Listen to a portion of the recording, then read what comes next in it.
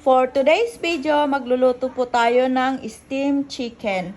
Ito po ang ating chicken na steam mamaya.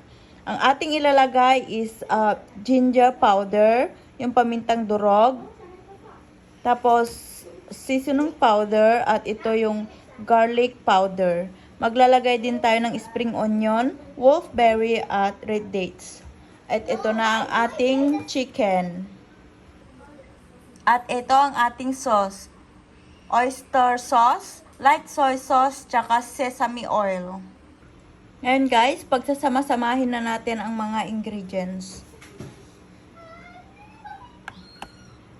Tapos guys, naglagay ako ng cornstarch. I-steam natin yan ng 20 minutes guys.